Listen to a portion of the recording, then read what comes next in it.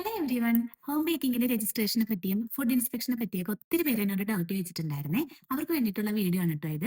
ഞാൻ എങ്ങനെയാണ് ചെയ്തതെന്നുള്ളതും ആ പ്രൊസീജിയറും കാര്യങ്ങളെല്ലാം ഡീറ്റെയിൽ ആയിട്ട് കാണിച്ചു തരാം കേട്ടോ. അപ്പൊ നമുക്ക് വീഡിയോയിലേക്ക് പോയാലോ. ഫുഡ് സ്റ്റാൻഡേർഡ് ഏജൻസിയുടെ വെബ്സൈറ്റ് വഴിയാണ് കേട്ടോ ഫുൾ പ്രൊസീജിയറും ചെയ്തിട്ടുള്ളത്.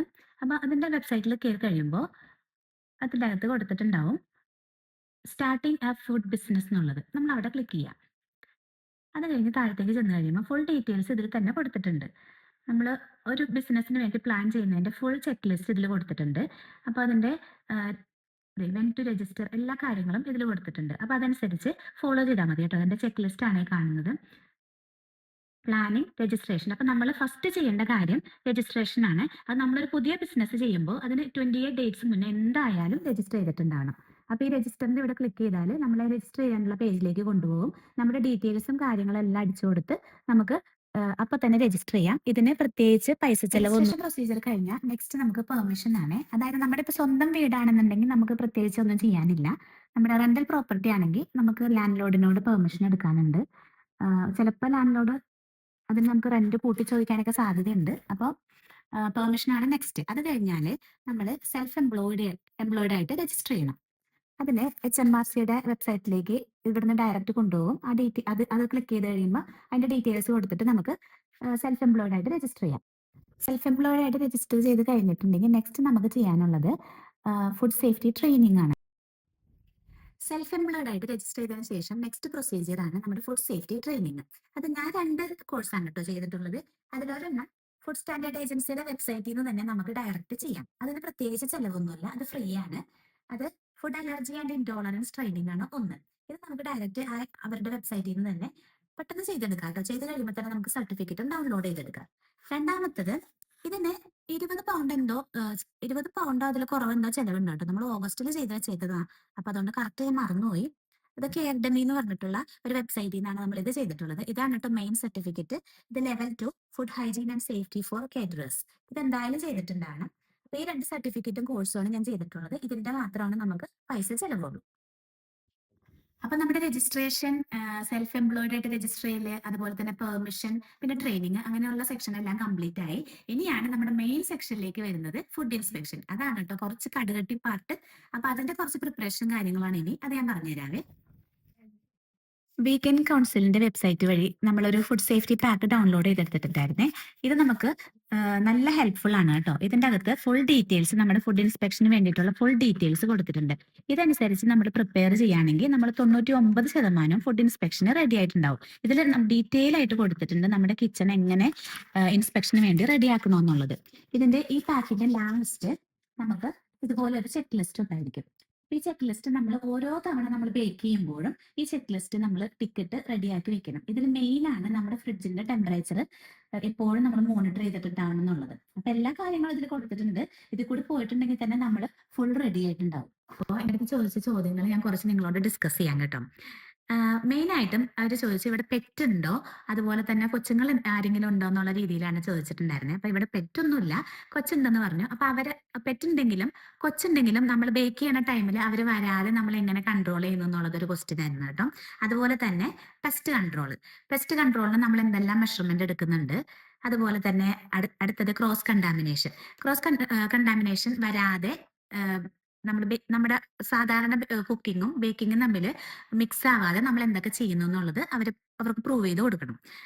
പിന്നെ ഉള്ളതാണ് നമ്മൾ ഓൾറെഡി അലർജി ട്രെയിനിങ്ങിന്റെ കോഴ്സ് ചെയ്തിട്ടുണ്ടായിരുന്നല്ലോ. അപ്പൊ അതിൻ്റെ അകത്ത് നമുക്ക് ഓൾറെഡി 14 അലർജൻസിനെ പറ്റിയൊക്കെ പഠിക്കാനുണ്ട്. അതിനെപ്പറ്റി നമ്മൾ അവെയർ ആണോ? പിന്നെ നമ്മളൊരു ഓർഡർ എടുത്തു കഴിയുമ്പോൾ അത് നമ്മൾ എന്തൊക്കെ രീതിയിൽ അവരെ അലർജൻസിനെ പറ്റി നമ്മുടെ കസ്റ്റമേഴ്സിനോട് നമ്മളത് പറഞ്ഞു കൊടുക്കുന്നുണ്ടോ, അത് ഫുൾ ഡീറ്റെയിൽസ് അവർ ചോദിക്കുന്നുണ്ട് കേട്ടോ. നമ്മളത് എങ്ങനെ അത് ഡീൽ ചെയ്യുന്നു എന്നുള്ളത്. പിന്നെ നമ്മുടെ ബേക്കിംഗ് ഡേ റുട്ടീൻ. ഒരു ദിവസം നമുക്ക് കേക്കിന്റെ ഓർഡർ ഉണ്ടെങ്കിൽ ആ ദിവസം മോർണിംഗ് തൊട്ട് നമ്മൾ എന്തൊക്കെ ചെയ്യുന്നു, നമ്മുടെ ബേക്കിങ്ങും കുക്കിങ്ങും എല്ലാം എങ്ങനെ നമ്മൾ മാനേജ് ചെയ്യുന്നു എന്നുള്ളത് പ്രോപ്പറായിട്ട് പറഞ്ഞു കൊടുക്കണം. പിന്നെ സ്റ്റോക്ക് റൊട്ടേഷൻ, അത് അവർക്ക് കാണിച്ചു കൊടുക്കണം കേട്ടോ. നമുക്ക് പഴയ നമ്മുടെ സ്റ്റോക്ക്, പുതിയ സ്റ്റോക്ക് എങ്ങനെ കീപ്പ് ചെയ്യുന്നു എന്നുള്ളതും ഓരോന്നിനും എക്സ്പയറി ഡേറ്റും കാര്യങ്ങളും എല്ലാം ഡീറ്റെയിൽ ആയിട്ട് അവർ ചെക്ക് ചെയ്യുന്നുണ്ട് കേട്ടോ. പിന്നെ ഫ്രിഡ്ജിന്റെ ടെമ്പറേച്ചർ ഞാൻ നേരത്തെ പറഞ്ഞിട്ടുണ്ടായിരുന്നു, അത് മോണിറ്റർ ചെയ്യണം.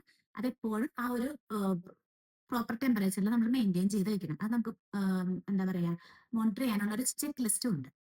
പിന്നെ എല്ലാ നമ്മൾ ലേബൽ ചെയ്ത് വെക്കണം. നമ്മുടെ ബേക്കിങ്ങിന്റെ സ്റ്റഫും കുക്കിങ്ങിന്റെ സ്റ്റഫും എല്ലാം മാറ്റി സെപ്പറേറ്റ് വെച്ചിട്ട് എല്ലാത്തിനും ലേബൽ ചെയ്ത് എന്തെങ്കിലും ഓപ്പൺ ആയിട്ടുണ്ടെങ്കിൽ അതെല്ലാം കണ്ടെയ്നറിൽ ആക്കി വെച്ച് സെപ്പറേറ്റ് വെക്കണം. എല്ലാം ഡീറ്റെയിൽ ആയിട്ട് അവർ ചെയ്യും. നമ്മുടെ വീട്ടിലെ ഇൻസ്പെക്ഷന് വേണ്ടി റെഡിയാക്കിയിട്ടുള്ള കാര്യങ്ങൾ ഞാനൊന്ന് പെട്ടെന്ന് കാണിച്ചു തരാം കേട്ടോ. ഇവിടെ 2 ഫ്രിഡ്ജുണ്ട്. നമ്മുടെ എന്താ പറയാ ദിവസേനയുള്ള ഫുഡും കാര്യങ്ങളെല്ലാം വെക്കുന്ന ഫ്രിഡ്ജ് ഇതാണ്. ഇതിന്റെ അകത്താണ് നമ്മുടെ സാധാരണ കുക്കിങ്ങിന്റെ സാധനങ്ങളെല്ലാം കീപ്പ് ചെയ്യുന്നത്. പിന്നെ നമുക്ക് കേക്കിന്റെ ഓർഡേഴ്സ് ഉണ്ടെങ്കിൽ മാത്രം കേക്കും അതുപോലെ തന്നെ വിപ്പിംഗ് ക്രീം അതുപോലെ കേക്കിന്റെ സാധനങ്ങളെല്ലാം നമ്മൾ ഇതിന്റെ അകത്താണ് കേട്ടോ വെക്കുന്നത്. 2 ഫ്രിഡ്ജ് വേണമെന്ന് നിർബന്ധമൊന്നുമില്ല. പക്ഷെ നമ്മളിത് ക്രോസ് കണ്ടാമിനേഷൻ വരാതെ നമ്മുടെ ഫുഡും കേക്കും വെക്കുന്നു എന്നുള്ളത് അവർ പ്രൂവ് ചെയ്യണം. അത്രേ ഉള്ളൂ. ഞാൻ എന്റെ കേക്കിന്റെ സാധനങ്ങളും വീട്ടിലെ കുക്കിങ്ങിന്റെ സാധനങ്ങളും എല്ലാം സെപ്പറേറ്റ് ചെയ്താണ് കേട്ടോ. മാക്സിമം ഞാൻ ട്രൈ ചെയ്തിട്ടുണ്ട് അത് സെപ്പറേറ്റ് ചെയ്ത് വെക്കാനായിട്ട്. ഇവിടെയാണ് കേക്കിന്റെ സാധനങ്ങളെല്ലാം അറേഞ്ച് ചെയ്തേക്കുന്നത്.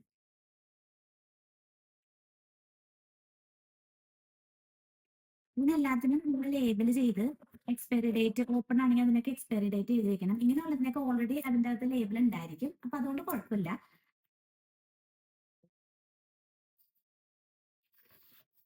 കേക്കിന്റെ സാധനങ്ങൾ മാത്രം. പിന്നെ ഇത് നമ്മുടെ വീട്ടിലെ ആവശ്യങ്ങൾക്കുള്ള അല്ലാത്ത ഐറ്റംസ് ആണ്.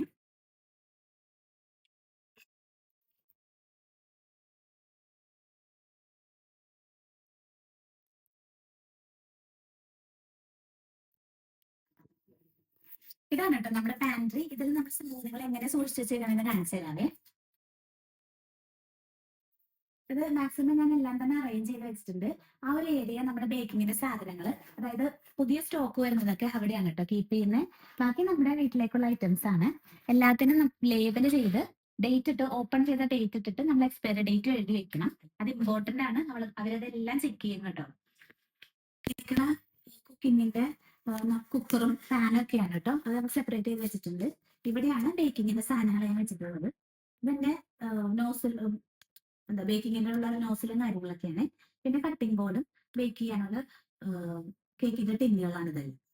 അപ്പൊ മാക്സിമം എല്ലാം സെപ്പറേറ്റ് ചെയ്ത് നമ്മൾ അത് തമ്മിൽ മിക്സ് ചെയ്യുന്നില്ല എന്നുള്ളത് അവർക്കൊന്ന് ബോധ്യപ്പെടണം. പിന്നെ അടുത്തത് ക്ലീൻ ചെയ്യാനുള്ള പ്രോഡക്ട്സ്.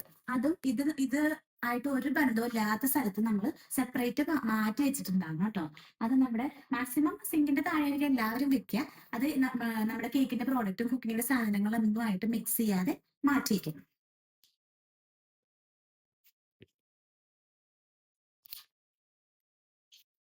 ഇത് നമ്മുടെ ഗ്ലാസും കാര്യങ്ങളൊക്കെ വെച്ചിരിക്കുന്ന സ്ഥലമാണ്.